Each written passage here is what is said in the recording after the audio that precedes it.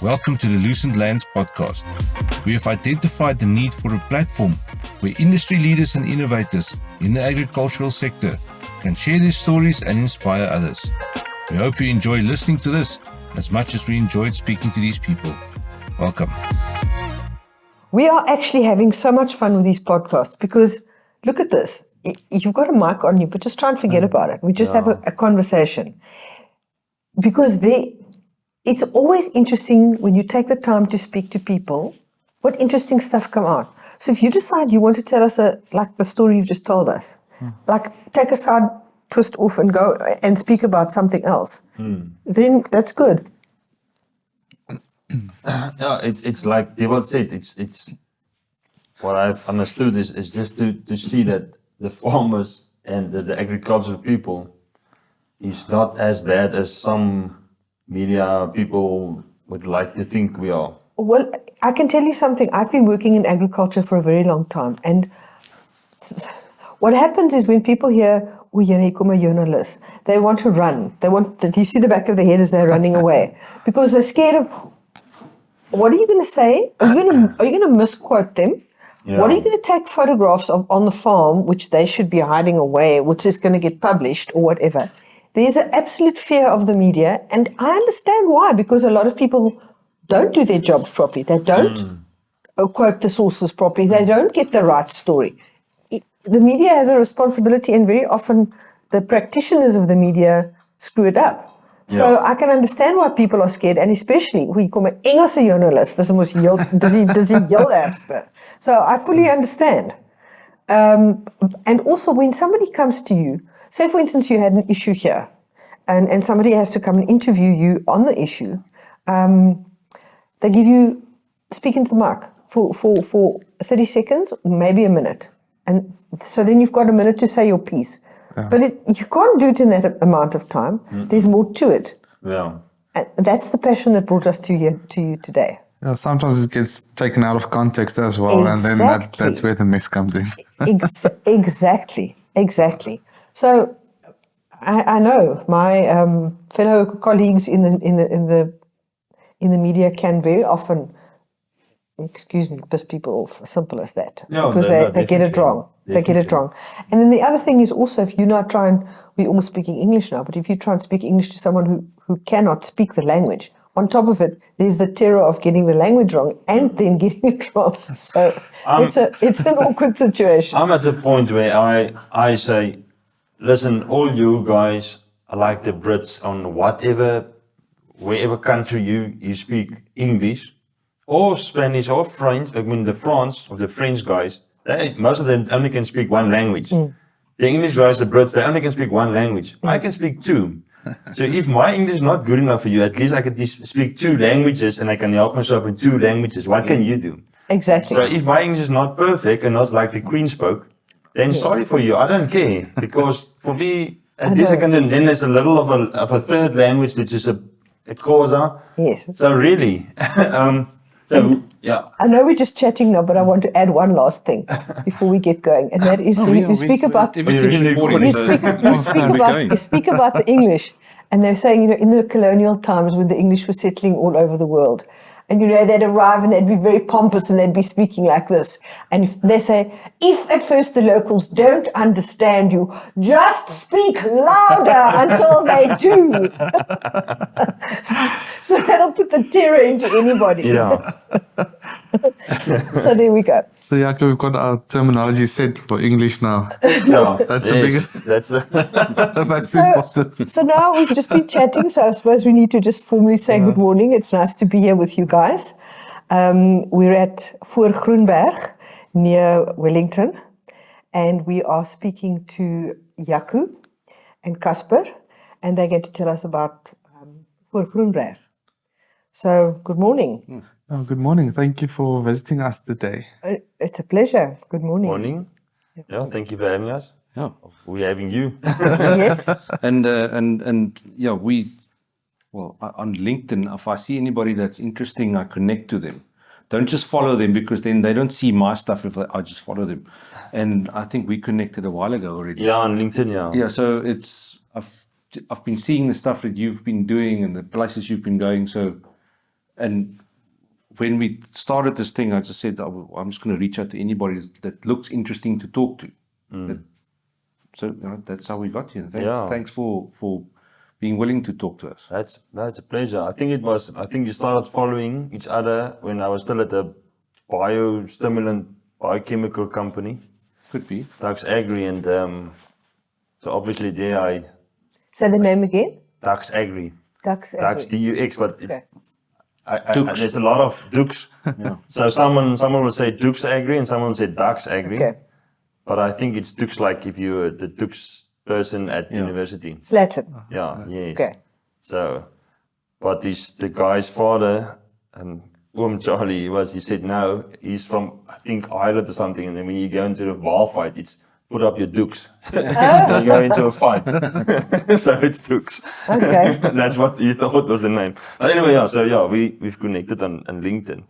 And all the interesting stuff we're trying to do, and I think it started where the love for agriculture, but also that where I started going is the biostimulant, less chemical, more environment free. I always tell people I'm not a tree hugger, but I'm almost there. So obviously I like to look after the environment and give it back to my grandchildren in a better place as we got it. So I think that's where it started with the biostimulant company. Now we're at the nursery. Okay.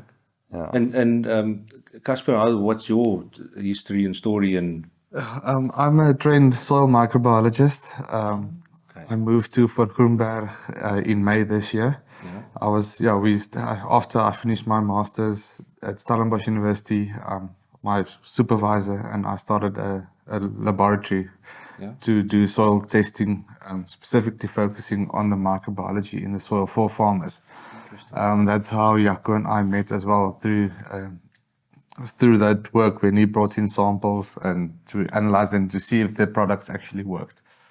And then, part of that with the university set up with startups, I got training on how to run a business and a startup and how to scale it through the launch lab at Stellenbosch University. And then, when Johan Wiese is busy, our current CEO is busy retiring, Jaco brought me, asked them if they can interview me for the position as replacement, and now I'm here at Voor-Groenberg. But that's a big position to fill. Yes, so I'm still learning a lot and I'm enjoying it as I go along. So part of my training is also a bit of plant biotechnology. So Voor-Groenberg is also a plant improvement organization. So from all the different table grape breeding programs, we keep nucleus plants on another farm where we go from nucleus plants to foundation blocks and mother blocks. So we use that material for grafting. So which one of the breeders do you currently make graftings for? We've got most of the big ones. Start from the beginning, Cultivars, Sapu, Top Fruit, the Ara Cultivars, then IFG, SNFL, Sunwold. and Sunwold. Yeah, those are the big ones. Yeah. Oh, that's pretty cool. Fantastic. That's basically all the popular ones. Yeah. Okay. So we're just sitting here listening to the two of you, and that you both come from soil backgrounds. I mean, soil improvement, in your case, the actual analysis of the soil. And we are here at a nursery. So having the two of you here working for the nursery says something about the nursery's attitude to the soil. Yeah. Yes, so from my plans that Jaco and I have for the nursery is to, my focus from a soil health perspective and his passion for also, let's not say chemical free, but less chemicals and working smarter with the products that you have available, is to focus more on sustainability. So from Voor-Groenberg, we want to give good quality vines for our clients and make sure that our soil that grows the vines for us is looked after as well. And we want to help our clients with that as well, to look after their soils. Because when you plant the vine, it's a long-term investment. It's an investment of more or less 20 years. So if you focus on stuff around the vine as well, then you can get your return on investment. But that's pretty amazing because you guys are literally, other than the IP, you are the start of the supply chain.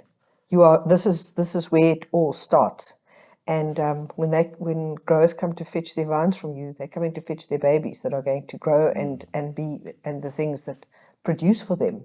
So if that is your approach, if you are going for a green, that word is overused, but it's in your name, and you're going for a more green angle on that, it will go all the way through the supply chain. So that sustainability is a huge focus now. So literally it is starting from the roots now with you guys. That's very cool. Yeah. Sustainability is the word on everybody's lips at the moment. For good reason. For very good reason, as you were saying. And if the two of you are here and this is your belief and this is your point of departure, I think it bodes very well for the rest of the industry from here, as well as for your competitors. Look, I've studied at Elsenburg and about viticulturists, and I was a viticulturist at the winery, Voor-Groenberg Winery, and so it's a big old cooperative. It's now a company, but anyway, there's a lot of farmers, so you learn a lot of stuff there as a viticulturist. So you do have the background. Voor-Groenberg does have the background as a viticulturist and vineyards and vines. And then the passion for me in Casper is the soil health, plant health, and to look after the plants and the environment. So we hope we can make a difference on the farm self, to be more sustainable, to be more green, if you would like to put it that way, but just more sustainable and as I said, in a better place as we got the soil, because we're killing our soils, and I know that's probably not the best to put it out there, but for me, I think we do kill the soils, and that can Casper touch on, because that's his forte. So sorry, but how do you, if you're doing it more sustainable, and what are you doing different now than what you did 10 years ago? On a practical level. Yeah, so we are looking at different cover crops you can use legumes to put in extra nitrogen back into the soil, so you can reduce your fertilizer inputs. You can, and that you can, with the cover crops, you can build carbon in the soil, and that gives the soil a better structure so it can hold water better. So your water use efficiency will improve as well. And is that now in the grow out blocks also? Yeah, in our nursery itself as well. And the same principles can be applied to commercial vineyard as well. And do you guys guide the growers through that process after they've came to fetch their vines? Yeah, so this is my first season I'm going through now, so we're starting to try and guide the guys. Okay. We're starting it now. There's a lot of farmers really on that, let's say, wagon, and farming that way, and start doing those practices. I think that the terminology of putting organic vineyards that's a whole different ball game, because sometimes I think farming organically is doing nothing. But to farm organic is a lot of effort, more. And it costs actually more than do an old chemical way of doing things. So there's a lot of, you need to feed your organisms in the soil. So you need to put something like a fish emulsion or something down to help. So there's a lot of stuff you have to do to keep on farming. So let's say, we're doing those practices, but Casper and I, we need to, obviously, we knew, so we will guide the farmers, help them where they want to be helped. So this is unfolding still. You guys are, and it's something that you want to go down the road with. Yes, that's our vision. Yeah, I think you will probably find a lot of people wanting to know, because when you go and speak to farmers, especially table grape farmers, like the legumes and stuff in the vineyard, that was done. People used to do that a long time ago. Some people have always done it, and a lot of people have moved away from it. But if it's actually going back to some of the older, more traditional practices to look after the soil. But tell them quickly what's your background with this. How do you know about these things? My husband and I used to farm with table grapes in the Hex River Valley. Okay. And our annual quest up to this part of the world to come and fetch our vines was like, wow, exciting. The excitement of coming to fetch the new babies that you're going to go and plant. And this is, it is a very big day to go and fetch your vines for a grower. I'm sure you see it. when the growers get here, other than the fact that they've got to write the check, they're normally quite excited to fetch the vines, and because that's the input for the next 2 decades, what they're fetching here from you today, and how important the health of the plants has to be. So if you're leading the way with showing people how to farm more sustainably, I think it will be much valued for the people that are coming to fetch the vines from you, that to the point where they're fetching them, they know they've been looked after in a certain way, and that for them to be able to continue with that, and for you to almost also guide them how to do that. I think that's brilliant. It's a really good idea that you guys are busy with. But if the grower that's coming to fetch the vines, if he's prepped his soil, everything like what you guys have prescribed to him, and if I'm wrong, please correct me. Or advised. Then Other advice. Yeah. yeah, I can see more vines actually growing to maturity and not getting a lot of die off. Yeah, so that's also the how you graft the vines and how you treat the vines before it's planted out. There's also a lot of areas where pathogens can come in and cause trouble along the way. And part of that, to prevent that from happening, we've started doing hot water treatment on the scions and the rootstock. So to prevent bacterial blight and crown gall and those type of diseases. So to provide our farmers with a healthier vine from the start. So to what extent do you okay, I'm just thinking practically here. You've got these vines, they're gonna go out the door. They're going to somewhere else, to another home, to actually grow up there. To what extent do you or can you or do you want to extend that knowledge transfer of the knowledge that you have and the way of you doing it to your customers, the growers that will be taking these vines and planting them? Do you have a system like that? Is it something that you're thinking of? I don't know, I'm just putting it out there. So we've started this year with making a simple YouTube video of how to plant a vine. Yes. So we are thinking of going more towards that route. So if anybody has a question on, for example, how to plant a vine, how to get going with it, then they can follow our YouTube channel or just contact. But it's also simple. You're standing on a farm somewhere and Piet van der Merwe from Kakamas phones you.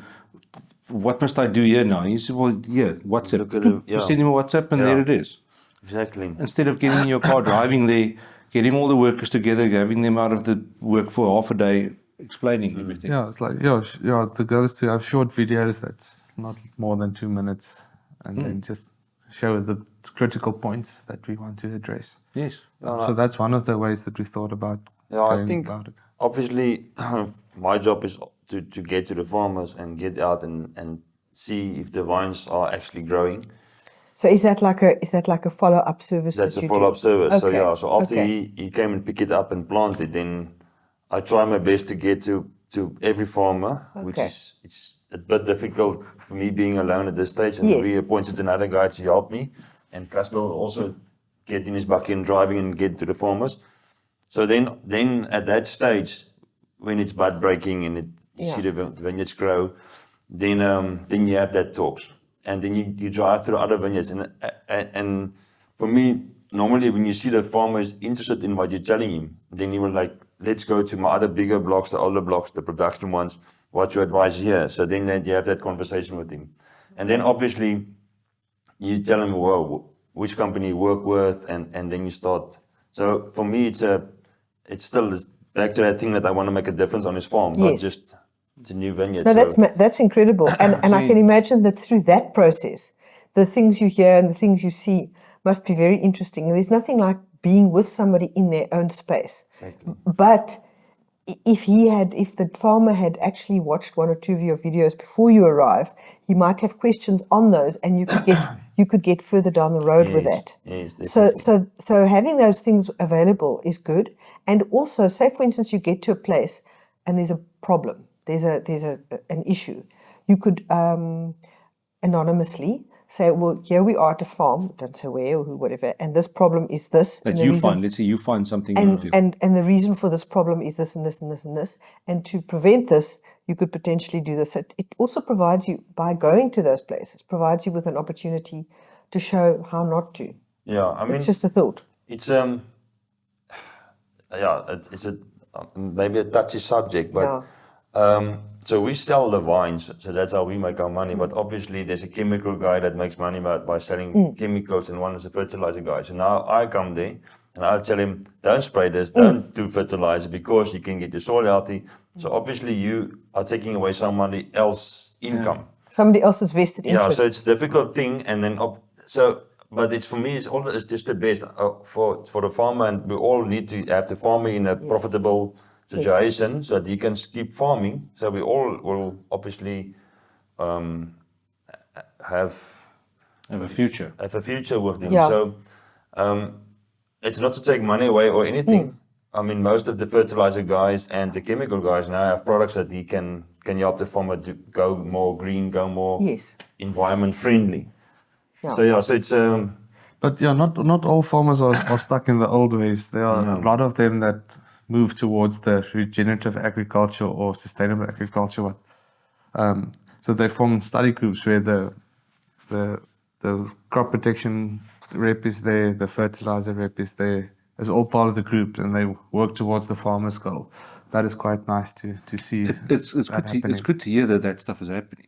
It is definitely that. There's a big shift on farmers looking after their soils. Especially we talked about just now about the CRI and the citrus guys. There's a lot of farmers looking after their soils. A lot of farmers doing experiments. Table grape guy, the whole industry, the wheat farmers. I mean, outside the Swartland area where they farm wheat. We all are on that focus that we need to get the soil better situation. Yeah, because every second vegan on TikTok who's eating what we're growing is saying that agriculture is killing the world. And unfortunately, everybody's got to adapt somewhere along with it. I saw a thing on LinkedIn this morning where somebody posted this COPE thing that was in Cairo now with the World Environment thing. It says there was 500 private jets that flew in. Sure. 500. And he says, this guy is some scientist or something. He says, these jets, the people flew in on to come and discuss how cows' burps and tractors are destroying the atmosphere, put 2 metric tons of CO2 in the atmosphere every hour per jet. So, sure, that's bad. Yeah, for me to talk about the vegans and all those guys, I have a conversation with my wife a lot in the house about these far left and far right, and we in the middle, and we're probably the biggest majority. And I'm not sure why these people can think they can try and manipulate us into a way where they believe something. And I mean, the cows that get milk, I know a lot of dairy farmers, and they're animal lovers. They like the animals. They take very good care of them. And what those guys don't remember think of is we actually have pastures for them. We need to get cows to eat. So obviously you work the land, and then it's not arid land, it's green grass, which green grass is probably the second most thing that can absorb carbon dioxide. Exactly. So I don't know. I mean, so I get a little bit. No, I don't know how do you say that in English, but in Afrikaans, warm onder die kraag. When people ask me if I've got any dietary requirements whenever we travel somewhere, I said to them, I'm anti-vegan. He's vegan intolerant. Vegan intolerant, yeah. I mean, you can be a vegan, but don't force it onto me. I mean, I have respect for whatever you think you are and you want to be. It's your choice, really. But don't force it onto me. We're going down a deep rabbit hole here. Yeah, definitely. But I mean, we in agriculture, we love to work outside. We love to be outside. We love to take care of the nature. I mean, you drive with a farmer on his farm, and he suddenly will stop and say, look, there's a little daker. And that's a beautiful thing about being on a farm. We experience the nature, and we actually like being outside. So if there's anyone likes to look after the nature outside, it's the farmers. Yeah. I mean, we do look after the nature. When I grew up I was born on a farm in Uniondale. We left there when I was still small, and I remember my grandparents used to say that the hawks and the eagles, they're going to catch the chickens and the lambs and the whatever.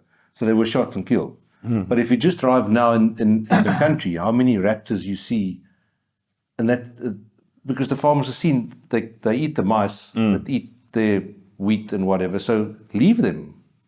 Yeah, we're putting up owl houses. Owl houses, yeah. In the vineyards to. Old people used to kill them because someone's going to die of owls on your roof. So, I mean, just outside the industry, we have an owl that, some. Yeah, sometimes in the winter when it gets dark earlier, we can all sitting in the tree here. Yeah, It's fantastic. Yeah, it's awesome. It's wonderful, and it's so. It's nature, and there it is. It's speaking to you, and it's there. I love owls. It's just the most amazing thing. And as you say, that some people think of them as bad omens. Yeah, but they. So yeah, and they're there, and they do their job with the mice and with all the little things that you don't want around. So that's good. But what you were saying about protecting the nature from, like for instance, if there's a duiker, I've been onto farms where the farm is quite close to the veld, and you can see that the little bookies and things are coming and nibbling at the edges of the shoots. In days gone by, they would put traps there. I'm talking about a long time ago, traps or poison or whatever. But now they cover them with net. So our farmers are very much involved with sustainability and with looking after stuff. You see it everywhere you go these days. They will just do something to keep the little bookies out, as opposed to harming them. We spray. What's it? Chili. Tabasco sauce on your vines. Tobacco dust.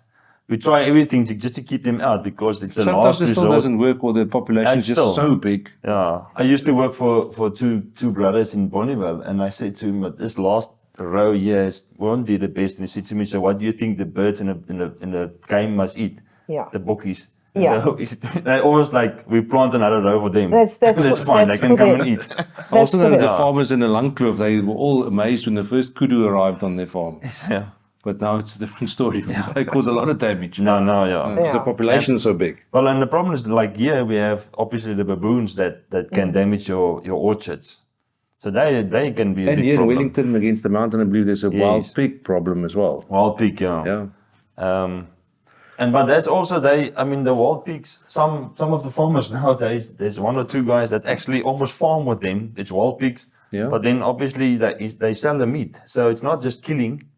It's actually they can Using you them. can, we use the meat, and that's for me. If you want to kill something, just at least eat it. Yes, make sure Or make sure it gets eaten. Yeah. Make sure. Yeah. So, It's a lot of hungry mouths to feed. Exactly. But back to the sustainable farming thing. It's an idea. It's a mindset, and all these things we were talking about are part of that. But you guys are literally starting with the soil, which is it's fundamental. You have to start. You can't. Everything that happens above the soil, it's all determined by what's happening underneath. So there seems to be a groundswell of interest in that. Yes, yeah. When I was at the laboratory, I worked with the consultant Peter Grape. He used the term common sense farming. If you use common sense and just stop, think, and then just you can reason with yourself to see what's the best decision to make. So I think that principle stuck with me as well. And if you look at with cover crops with roots, everything that's underneath in the soil, what does a root need to grow? Can a root grow in compacted soil? No, it can't. And if you reason it out, then you get to a way of doing things that will improve the roots and the soil in the process as well. So what do you add? Okay, for practical people, for practical purposes, if you don't know any better. So what other than the things you don't spray and add to the soil, what do you add? I mean, the cover crops. What about earthworms and other things? Tell us about what do you do? So What can you do? Yeah, what can you do? Yeah, so if we start off with cover crops, usually there's a couple of factors that depend on your practice. If you can plant cover crops, if you can't, then there's different options such as humic acid and fulvic acid that you can use to build carbon in the soil to feed the microbes. How do you apply that? So that can be through drip irrigation as well. So if it's a steep hill and you can't really get to plant cover crops, and you can use the weeds as well as a cover crop. You can pick out the ones that you don't want that, for example, have thorns on or something like that. No, you can drip micro. You can take a 10,000 liter, whatever, make a ready mix on and pour 1 liter into the soil per vine if you have. Okay. So you can. There's a lot of ways to do too. Okay. Yeah, so and with cover crops you get the benefit of it's cooler temperatures. You don't get so hot as the air temperature is outside.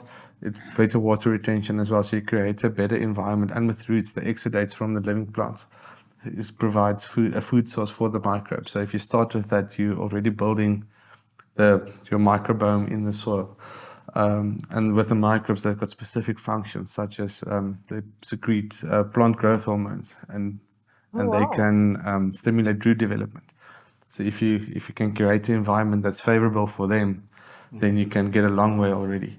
And then you get biofertilizers such as trichoderma, that is a known biostimulant, and some of them is a biopesticide as well that eats other pathogens such as well. So it's a very versatile. Nematodes and stuff.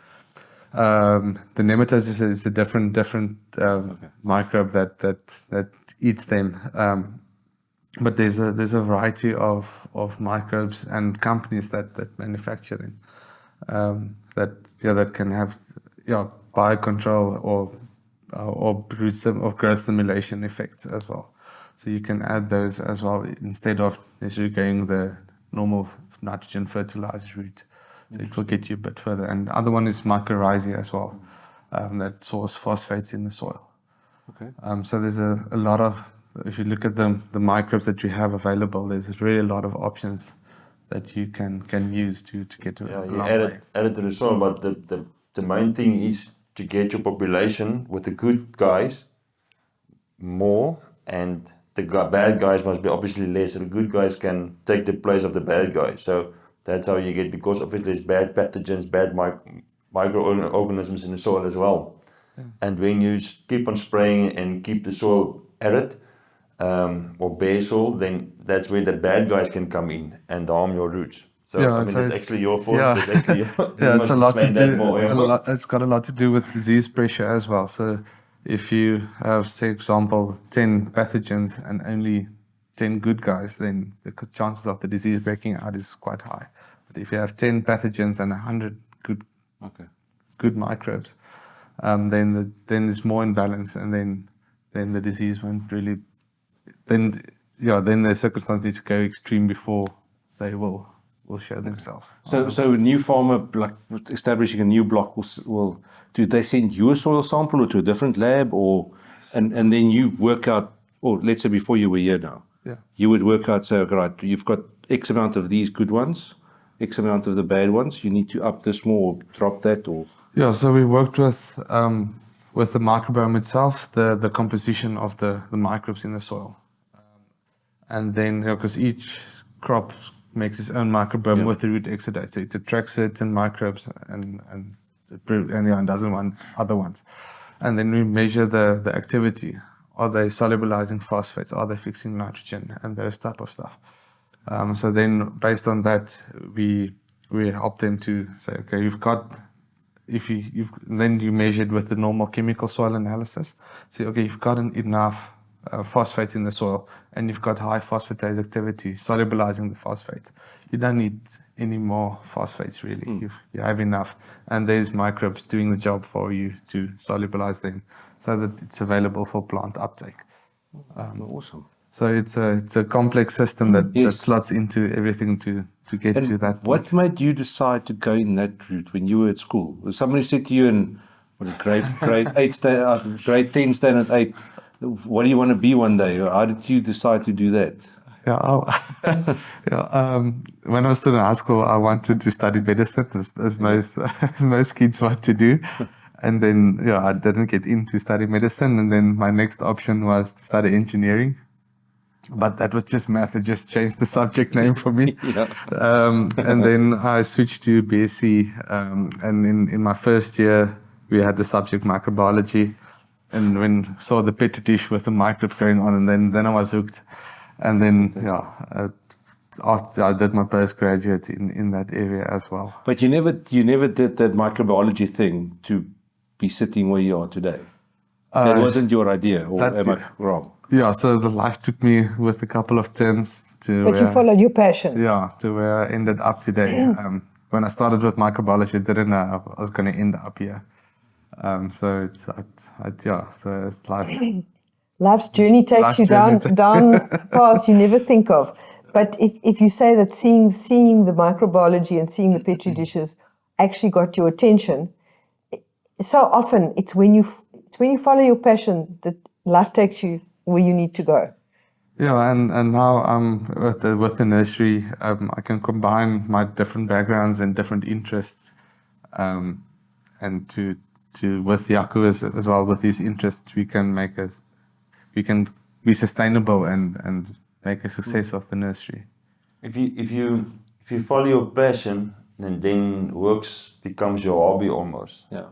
And that's what's nice for us is so you can live out your passion in the soil health and the vineyards and being outside for me.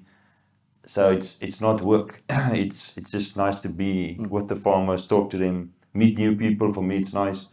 And then follow our vision and what we want to achieve. I mean, they say if you can make your passion your work, you're a lucky and blessed person. Yes. And if that's where you both find yourselves, well done. Yeah. I do tend to follow that passion dream for me. I made a couple of turns in agriculture, and I was chemical advisor. I was a viticulturist. I was a farm manager for probably 10 years. So every time when I shift, it was just to follow my passion more and more focused on something I believe in. And all that knowledge that you have, having gone those different routes, all contribute to what you do today. Yes. Yeah, and with Jaco, he grew up in Stellenbosch. His dad was in the wine industry as well. His wife is in the wine industry, and so for him to start where the wine actually gets made, or the vines gets made, with the different clones and stuff, I think that he enjoys that. Yeah, I mean, someone said that we had a meeting, and the guy he stood up there and he said, "Yeah, but the wine industry, if it's not for this and this and this, then we can't export and what." And he said before that he's not in the wine industry, but he's, according to him, passionate about it. And I took him on a subject, and I said to him, "Listen, the wine industry put me through school, college, because my dad, I remember he was in the wine industry. My wife is in the wine industry. I'm in the wine industry. So for me, the wine industry is actually my life. It's how I grew up. It was the. But that's it. But that's the. I don't know. Okay, you're from Stellenbosch. Where are you from originally? From George. From George. Okay, but you had no connection to agriculture before. No, not at all. So, a lot of the young people that I was involved with high school in Worcester for quite some time, and they just don't think about agriculture. They want to become an engineer or a doctor or whatever. They want to save. A lot of them want to save the world. And if you combine all those things together, you can use it in agriculture. Yeah. You can combine medicine and agriculture. You can combine engineering. Everything can come back to. So it's interesting that you're speaking about the wine industry, and my background is in the table grape industry. But at the nurseries here, and this area where you are, there are several very well-known, very long-established nurseries. And it's interesting that the table grape and the wine industry are born in the same place, but then they fetch the vines and then they never meet each other again after that. It's two different. It's two different groups almost. It's two different, completely different industries. And it's the same type of plant, but it's because it's applied, the application of what you do with the product differs. This is the last time they see each other, and after that, they split. And a lot of people that are not that involved in agriculture don't know the difference between a wine grape and a table grape when they see it. Yeah, something I'm interested in is, it's a Pinotage and it's a Merlot and it's a Sauvignon Blanc, but there's also differences there. Yeah, clone differences. Yes. Yeah. What like, I really don't know, so I'm curious. How would somebody know what the difference is? On the clones, I mean, probably, I don't know, Okay, 1% in it. if I can interrupt you again, if you say the word clone, somebody don't know. If you take a cutting from somebody, you're cloning them. It's probably, let's say Cabernet Sauvignon. So you have Cabernet Sauvignon, and it comes from France. So now you have your production blocks. And then if you walk through your vineyards, you see a plant that looks a little bit different. The bunches look a little bit different. Maybe there's a little bit of a taste difference. So then that's something as a Cabernet Sauvignon, but looks different. So then they can multiply those plants, that one plant they multiply, and then they make a new clone out of that. Yeah, it's a small mutation, not big enough to be a new variety, but just small enough to still be in the Cabernet Sauvignon group. I see. Interesting. Yeah, so obviously then Similar to what they did with the apples, with the Yeah. finding Yes. a red Yes. color Yes. in. With a redder color or whatever. Yes. It's like not quite a subspecies, but it's not, as you say, not different enough to be standalone. But it's within it's an improved or different one within the same variety. And what's interesting is, I mean, Francois Verloon is a very well-known guy in the industry. He told me a story about a Chardonnay clone that was in France, and we brought it back to South Africa, clean it, put it in a grondfish block, A foundation. foundation block, and it didn't work well in Stellenbosch. The yield was bad, 2 to 3 tons. It didn't work well, and we said, no, it's not a good clone for Chardonnay. And the guy that went to France and looked at it, he said, no, I want it on my farm, and he farms in Robertson. So they made vines for him. They took it to his farm, planted a block of vineyards, and all of a sudden it's doing very well at Robertson area. So actually what I'm trying to say is clones can differ. In some areas, actually clones do better than other ones. And that's why you need to understand how well a clone will do in your area, your farm. So that difference, and then also winemakers can come and tell me, he did a benchmark tasting on all the 5, 6 clones or 1, 2 clones, and he liked this clone on his farm. So he wants to multiply and plant more of this clone because it's a better wine character or whatever. And it can get very technical and very, very technical. And it's not a quick process. Yeah, and with wine grapes, you can have the same clone. So, for example, Sauvignon Blanc planted in the Olifants River area, and the same one closer to the ocean, and it will taste completely different. Yeah, Just because of the terroir. Yeah. Interesting. So that's also factors to think bear of. in mind. Yeah, to bear in mind when working with wine clones and stuff. Interesting. Okay. So I would say that those guys in the farm, they would also do a test block, and they would plant 4 or 5 strains of Sauvignon Blanc and test them, or If your smaller, the estate wineries, if they have the luxury of smaller tanks, they can do 3, 4, 5 rows, whatever, and make wine to clone or clones it on its own. But the big seller that takes in 15 to 20,000, 25,000 tons. as long as it says Sauvignon Blanc, they take it in. They don't care about the clone. They just fix make it in the But tank. they have viticulturists that will tell him this block in this area will make good Sauvignon Blanc, and this is not that great, and they will keep then those blocks separate. But that's then a 30, 40 ton to an 80 ton block of vineyards that they will keep. So they can't. They don't have the luxury, all of the sellers, to have 1 or half ton to make wine off a 1 ton or Now, everybody will probably know that Pinotage is South African, but what other interesting clones have we discovered? Because I'm pretty sure there must be some that's been discovered here by us. Not in the cultivars of clones now. Nowadays, I think the talking point more is probably bringing some Spanish cultivars to South Africa. That's not new, but new to South Africa.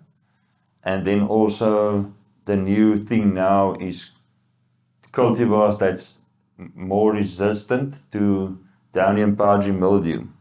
So if you have those cultivars, then obviously you can spray less chemicals. Yes. So that's now I think, Casper, I don't know. Yeah, with the resistance or tolerant varieties, that's the new talking point to bring down the cost of farming. And with table grapes, those that know, we can talk about that also. They obviously cross a lot to get a new variety that ships better and for better color and ripens earlier. Is there people doing that with wine grapes, to make a new cultivar and new? The table grape guys they're in the business of there's always the next big thing. Yes. So I mean, all these guys chasing the next big thing, and nowadays in South Africa we want as early as possible, and it can stand with it be tolerant to rain. It's a big thing for us, especially when you farm in Limpopo. Yeah. Well, nowadays in North Cape as well, Northern Cape, I mean, I also get more rain more often these days. But there's companies that obviously is plant breeders. So in the wine industry, we don't have a lot of plant breeders that develop, and all that cost a lot of money. If you go to SNFL, it's like 200 vines, it's one vine, 200 vines, and every vine looks different. So they select one of them, and out of those 200 vines, 1,000 vines, only one will make it to the. So it costs, and so then there's loyalties. The wine industry is under pressure and don't have money to pay people, plant breeders, for loyalties. So you plant open cultivars. At the ARC at Needford Bay, I think they are experimenting with a bit of breeding on the wine cultivar side still. Yeah. And maybe at Stellenbosch University with the research being done there. But it's not as big as the table grape industry on that. We've done quite a bit of work for Ara, and we were in California. But for Ara themselves. And we were with them in California now to look at the new. No, in Bakersfield. Yeah, Yes, the it new was varieties. really amazing. No, I couldn't get my visa in time. We pulled a lot of strings. So I was not there. So next time I'll talk to you guys if you pull a lot of strings. Yeah. I want to ask you guys a very different question, and I think the fact that we've got a soil specialist here, I think might also be because you are nurserymen and there are a lot of things that knowledge you assume. I want to go back to something a lot more fundamental because some people don't know this. Why can't people on their farms? Why can't farmers just cut a piece of their vine off and put it in the soil and grow another vine? I mean, I'm asking you guys. I know a little bit about, but like, what purpose do the nurseries have? What do you guys do? How do you add value to make sure that the next generation of vines grows well? I know it's a big question. Yeah, I will let him, but they can do it, and you can make a success out of that. But there's a lot of loyalties. There's a lot of other stuff that Casper will explain now. I don't want to go into the business, but the actual reason, basically, why vines are grafted. So for some of the open cultivars such as Merbine, there's no licensing fees or royalties, and then in next to the Orange River, some of the farmers just take a blunt, the cutting. a cutting. And they make what they call, I know that in Afrikaans call it a makstok. Yes. Yeah. So it's What is is there an English I word don't for know. that? There must be something A ungrafted. time stick. A time stick. time stick. So then they can do that. Usually, why they don't do that is because the cultivar itself doesn't have a very good root system, and that's where we work with the rootstocks as well, and that's where we add value in the nursery with the different rootstocks we have available that's suited for different soil types.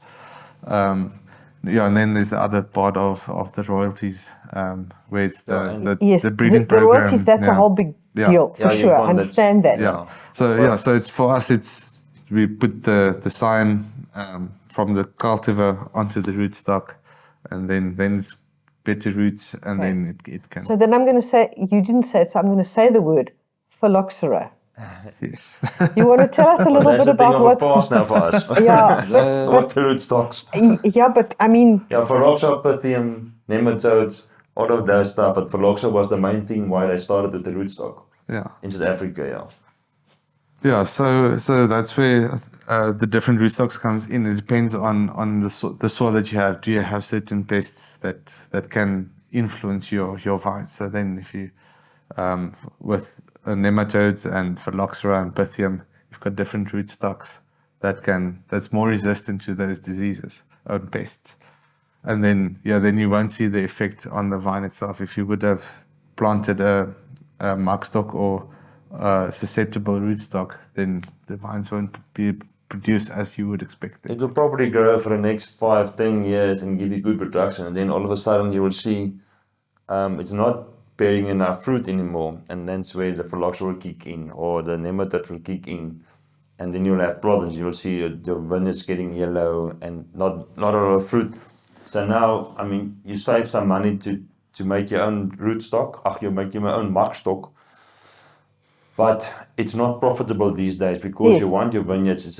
It's nowadays expensive to plant a new block of vineyards. So for that investment, you need to know that those vineyards will last at least 20-25 years.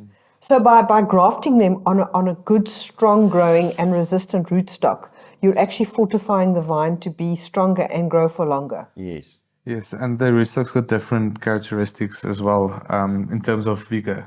Some is very strong growth vigor, some not so much. So it depends on How do you make those choices? So that's where Jaco comes in with his. I think so obviously growing up in the wine industry, so you have an idea, and then the older guys like Johan Wiese that's Voor-Groenberg and retire next year, they have 30-40 years of experience. So I mean, if you take 40 years, it's at least twice to be planted in one block. So if they've made, luckily some of them made the mistakes already, so we can learn from them. And then there's a lot of info on rootstocks available all over the world that tells you what rootstock will work and what type of soil. So I won't say it's easy, but with all those info, then you will know what to plant. And you know certain areas do well in certain rootstocks. If you go to Stellenbosch, you know what will work and what type of soil they have. If you go to Mamas where it's dryland, you know the Richter on the 99 will work because it's dryland. They won't have water. It's the best one you can use. So there's certain info you know. If the guy phones you and tell you he's in Rawsonville, you know probably that there's 2-3 rootstocks that will work, but you know they will only work on Ramsey because they want vigor, they want yield. So for every cultivar, soil type, and then also the where you want to go with the grapes and which wine. Is it the high-end wine you want to make, and then that will influence the clone and the rootstock.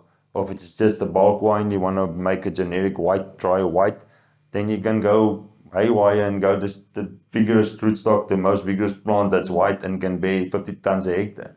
So that's obviously when I go to the farm, I ask the guy, okay, is it going to a reserve type of wine? Is it going to a high-end bottle of wine? Is it going to a high-end bulk wine or low-end bulk wine? That's important stuff to know, and then that will influence the rootstock, clone, and cultivar. Because a lot of people, when they drink the wine or they're choosing their cultivar, they don't have knowledge about the fact, they don't realize that which is growing at the top of the vine is a different plant actually than what is providing the roots for that plant. Yeah, the guy choosing the cultivar, planting it, he will know. But your average person, Mrs. Jones taking the wine off the shelf, or they the don't snooty know people that. sitting around a table with the sea breeze blowing through my vineyard, they don't know.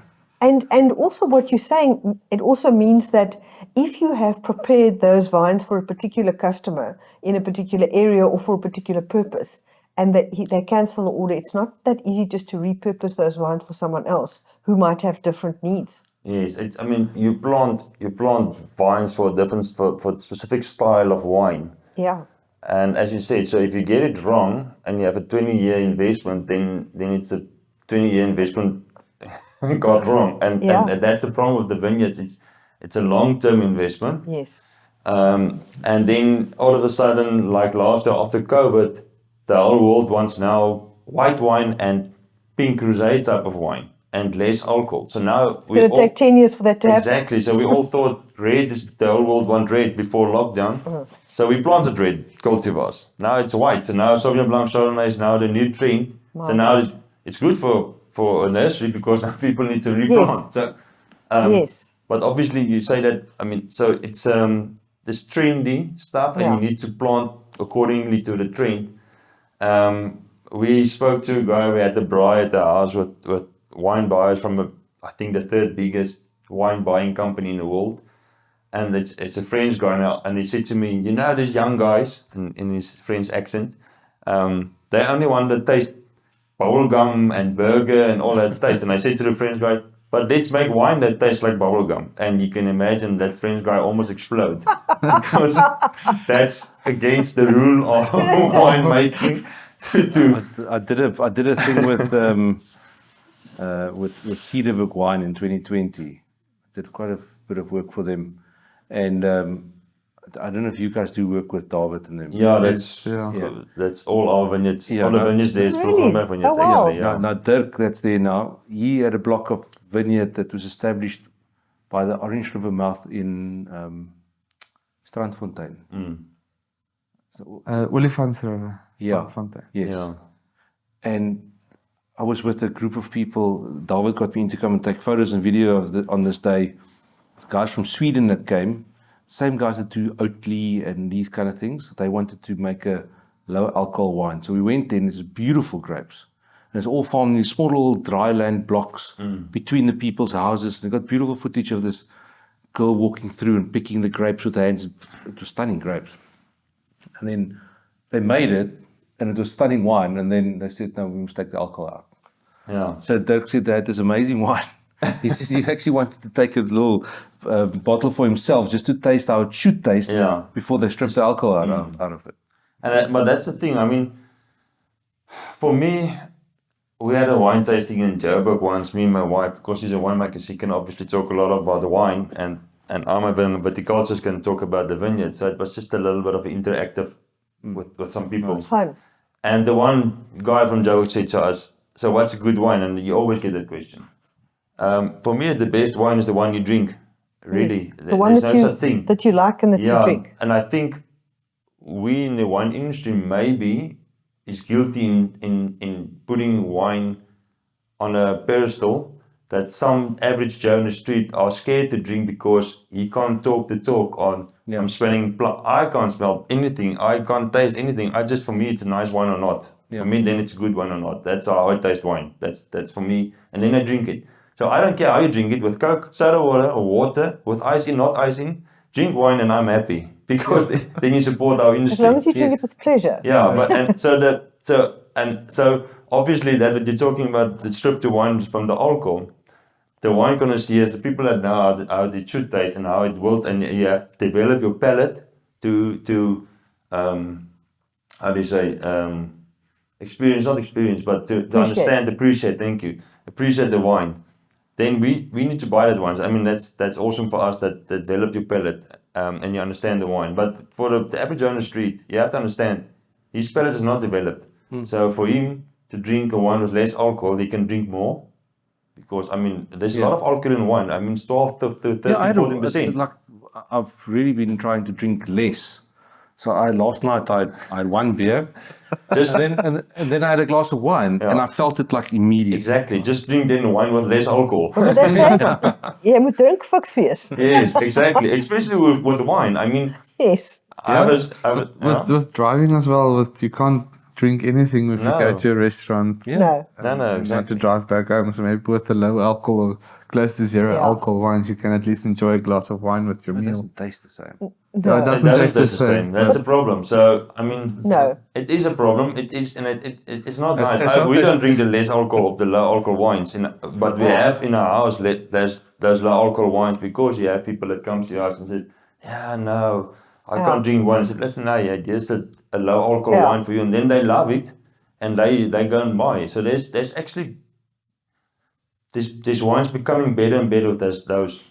Yeah, there's demand for that, so they need to create a supply. But I want to go back and ask a question again, specifically about the nursery and about the rootstocks. So again, everyone talks about the canopy, the variety at the top, but the rootstocks, are they regulated or are they open? Do you have to pay like royalties on rootstocks? Are there what's the situation with rootstock vines? So Voor-Groenberg, our plant improvement organization, brought in our own rootstocks from America. Oh, okay, that's very interesting. we are releasing them next year. They've all the tests being done, wow. and Fantastic. then we will be able to use our own rootstocks. Okay, that's interesting. So part of Voor-Groenberg, we've got a separate farm with Leifenboom. So that's where, and Burgersdrift. So Burgersdrift is a rootstock farm. So we just have rootstocks there. It's surrounded by wheat farms. So it's very isolated to keep all the diseases and everything out. And then we monitor and do our regular testing on them to make sure that they are disease-free according to the regulations of set out by Plant. And how did you make these choices about American rootstocks? So it's also a plant breeder in America, and they've got all the popular rootstocks such as Ramsey, Paulson, Richter 99, 110. So we brought in, I think there's seven rootstocks. 7 popular rootstocks at the moment. Are they new ones that were not in South Africa before? All of them are in South Africa, so we'll just have new clones of them. Oh, new clones. Yeah, Okay. so it'll be, So it's not something that's licensed to you guys specifically. No. There's the RS3, that's part of the Sapu clones. as part of the sample, but Okay. that's American. So we will just have our own clone that's linked Okay. to Voor-Groenberg. But these are not like the table grape things that are registered and that are plant breeder rights and stuff like that. No. You just Okay. you just buy the cutting Okay.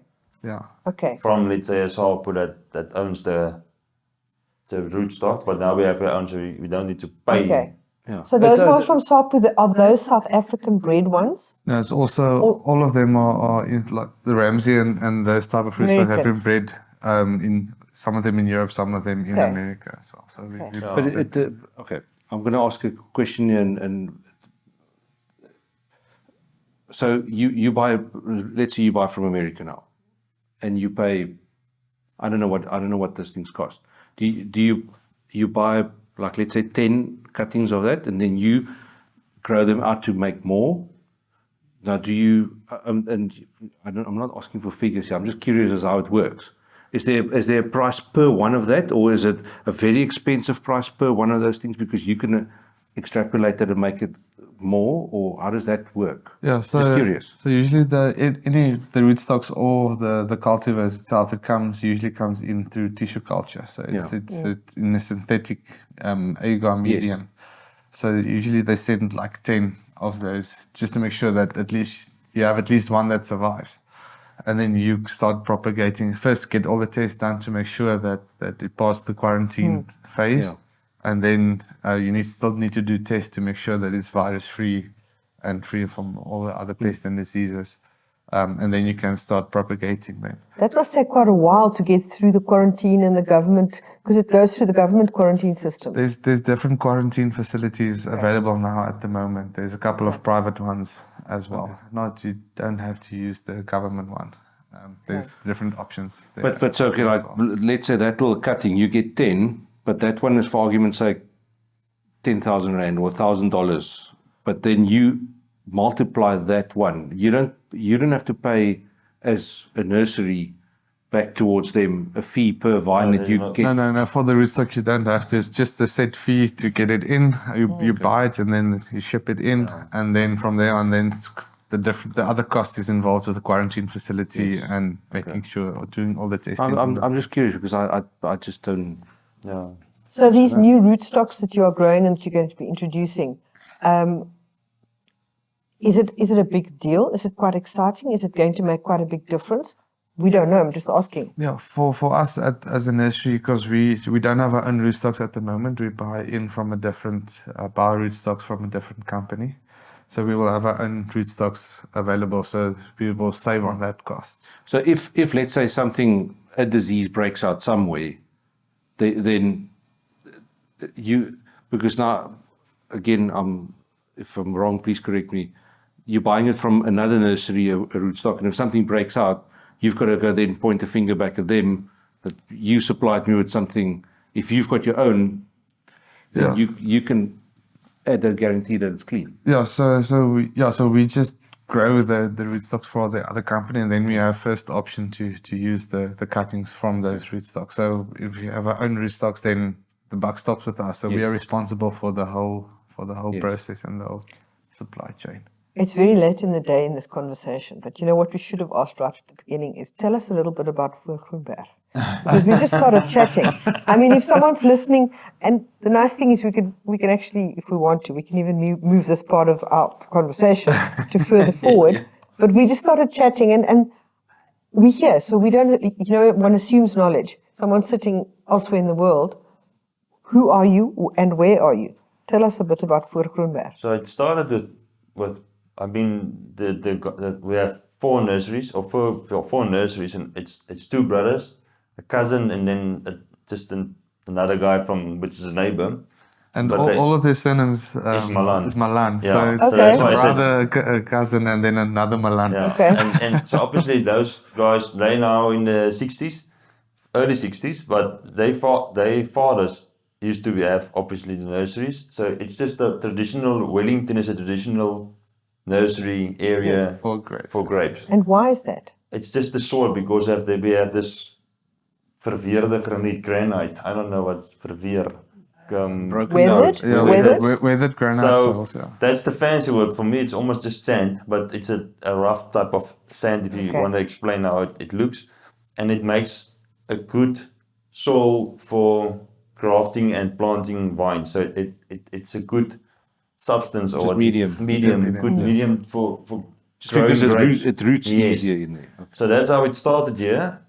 So in Voor-Groenberg, we are probably more than 30 years old, the company, but it actually started earlier than that. So the four guys came together. I think the nice story was, I think they sat around the tree they made a potjie or something, and they said, listen, let's just join forces. And at that stage, they got Johan Wiese. He was at KWV. He was at KWV, viticulturists, and there was only a few viticulturists at that stage, like 30, 40 years ago. There was only a couple of guys that worked for KWV as viticulturists. And they got him, so that's why Voor-Groenberg is one of the nurseries that actually has a lot of viticultural knowledge. Because of Johan Wiese, they appointed, and he was the guy that went out. And at that stage, there was not a lot of viticulture, so obviously he gave soil mapping and all the expertise he has for the farmer. So that's how it started. We have four guys sitting nursery, and it's 40 years old. And yeah, I mean, Casper, I don't know if you want to. Yeah, well, the nice thing is it's almost a family business with two brothers and a cousin. So the younger generation, so their sons are starting to move into the nursery as well. So they are transferring the knowledge at this point, which is quite Fantastic. Yeah, so we know the young guns.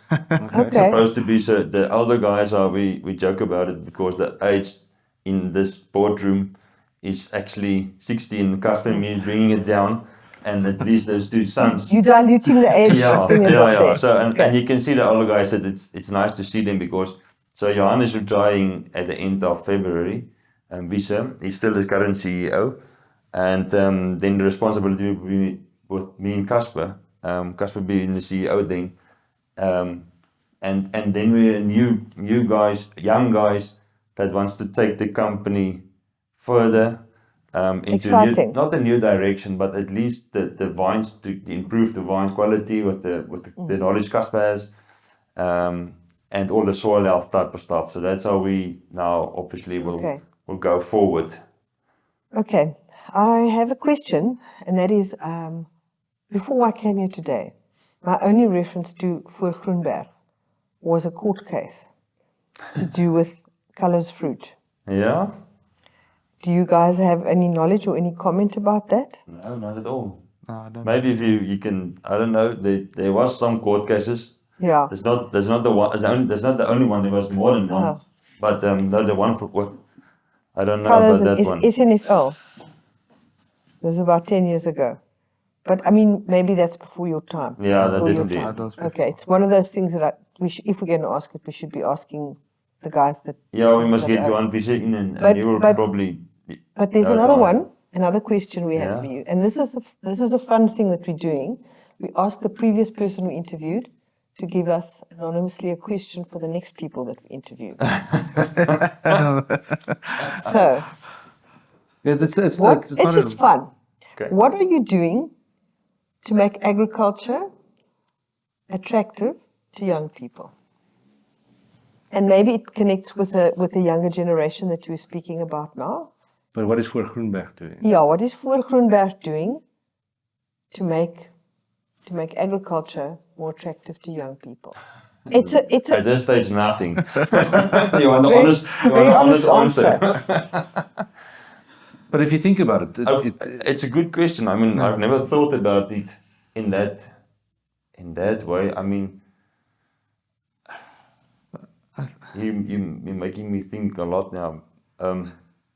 I would say for me, it's just the I will actually it needs to be in a photo, because the satisfaction you get out of planting a vineyard, the vine, and then you put especially micro irrigation on. When you see these little vines, this little green, and the sun starting in the morning, and you see the sun shining through this block, and you see this little water, it looks like angels flying around. It's really pretty, it's beautiful for me. So that's a nice warm feeling you have when you grow something, that at least you have something, and you can go 10 years back and you see that's you was part of that.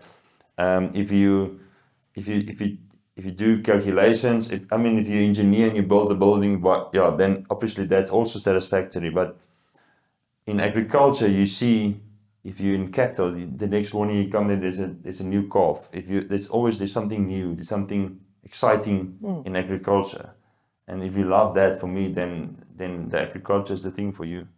Yeah, for me, it's being outside. If you enjoy being outside and don't want to sit the whole day in the office, and for me, it's also planting. Firstly, putting two different plants together, and then with the graft union, it works. And then you plant the dormant vine. It's got no leaves, no roots. And then it starts to grow from there. That is quite awesome for me. So it's basically like hope for the future and nurturing it and seeing it coming. But is there a way that you guys have thought about? Obviously, I think we're asking a question that you didn't think about before. No. Yeah. That you can translate exactly what you guys are saying now to high school kids who don't know what to do. What we actually do is, and that's, we didn't do it at that stage. Well, I didn't thought about that way, but we take in like the Elsenberg guys, that's viticulturists, we bring into they come to our nursery and we tell them about the nursery and the grafting and everything, and we take them out and show them how we have the plants in the soil and how we look after it. So we started this at the colleges and universities. They come here and have a look. And I think that's probably where we need to maybe focus more on it. So you're already doing something, not nothing. Yeah. So really, But those youngsters already know that we want agriculture. Yeah, they're already in studying agriculture. That's why I think like things like TikTok and it's like we are but on social media, but yeah. we found you with social media. yeah. But yeah, if we are open for visits as well. So if anyone wants to come and visit us here at Voor-Groenberg in Wellington, more than welcome to. And now is actually a nice time of the year with the vines in the nursery. And yeah, so we've also got an interesting section on the Levenboom called the library, where we keep all the varieties that might have gone past. And so it's Are they grown out vines? Yeah, so they bear fruit and the berries. And Are we talking about vines that used to be popular but aren't popular anymore? Yeah. And new stuff as well. We have a trial block from SNFL on the farm, which is all the new varieties coming in the next 10 years. Okay. We have all those different cultivars on the farm. Interesting to know. Yeah, so you can come have a look. We might be your first visitors. Yeah, you're welcome. December and January there should be grapes on those vines to taste, and that's I'm looking forward to that. It's my first season being here to go and taste through all the table grapes. Have you ever done something like that? No, that will be my first time, so I'm looking forward to that. Well, I've been doing this now for 3 years, and I think last year when we did the EXA thing, it's the first time I was in a trial block where you could taste the things. Yeah, it is incredible. Look, if you think about our lives, we're stimulated by our eyes and our ears all the time. But suddenly when you bring in another sense and you're tasting stuff that's different, it really gets your attention. Yeah. We're used to wine tastings, and that's great. But suddenly when you walk in a block of vineyard and you taste butterscotch here, and here you taste Pineapple. pineapple. And you don't think it's not something associated with a grape. No, and the SNFL varieties. I'm sure there'll be some pretty exciting ones there. Wonder why nobody's ever made wine of those things. There's actually a guy in Limpopo, which I visit early in this year, which do make wines out of table grapes, but if I remember correctly, it's against the law to make wine out of table grapes. So the table grapes is the wine grapes is Vitis vinifera, but the table grapes is mainly Vitis labrusca. So it's not completely the same. And with our what do you call the board? Yeah, wine spirits board, or Wine spirits board. the rules are you only have only- to make wine out of a Vitis vinifera wine. And that labrusca has got a very specific flavor. But Yeah. definitely. SNFL does have one or two colours that this. Yes, and then you also get the ones with the muscat. We tasted Yes. ones at Ara now. That's Yeah. I actually like the labrusca. It's like It's this nice. old type of and but nowadays Hannepoort, those muscat flavors is probably the best. People love that. Yeah. And everybody that comes from the north of the country comes along and they're looking for this like holy grail Hannepoort. Yeah. So I mean that's when we were at the SNFL in Spain open field day, that was the talk. We had Frans there from Woolworths, the buyer, fruit buyer, or the head of them, and he said to me, taste sensation is the biggest thing that the shopping guy of the winkelgroep, or what do you call them now? Supermarkets. Super retailers, looking at, and it's the muscat flavor.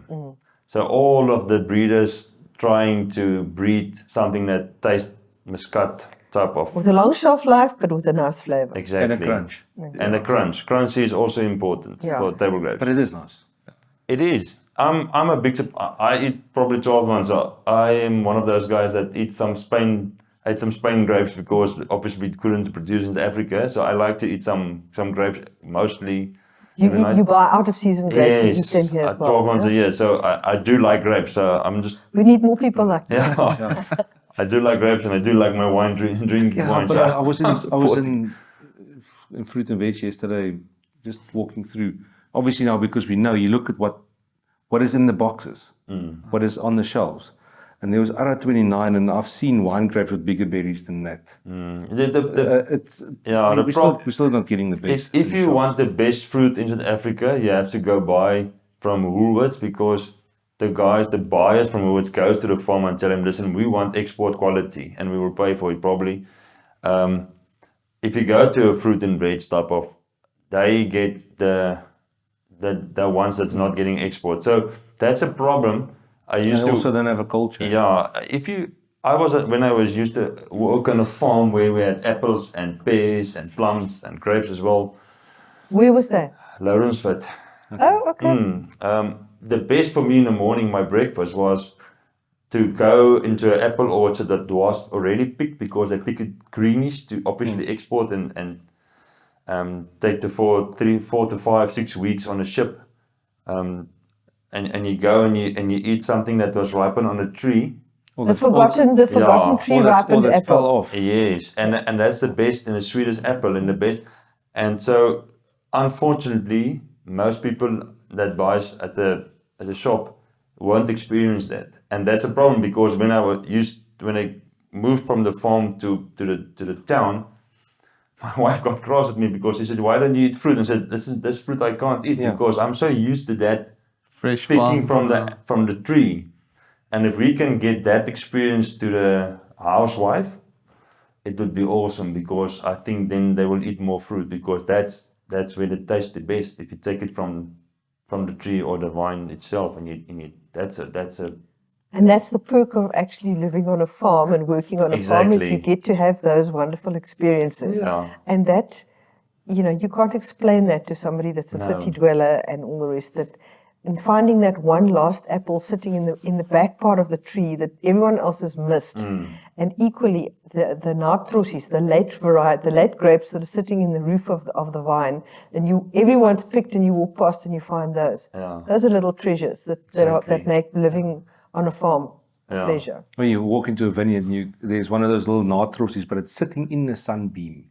You know it's going to be magic. yeah. Yeah.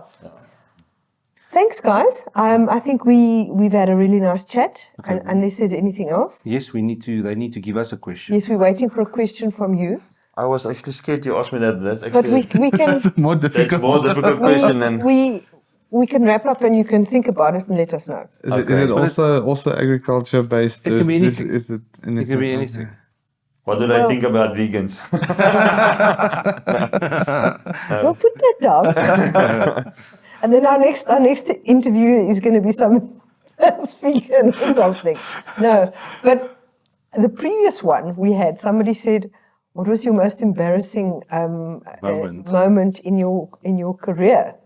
And we actually asked somebody that, and it was a young guy that is working in the kiwi fruit industry, and he said that he had selected one, and he put his name behind it, and he said, "This is going to be the best one," and it wasn't. And they spent a lot of time and money on it, and it bombed out.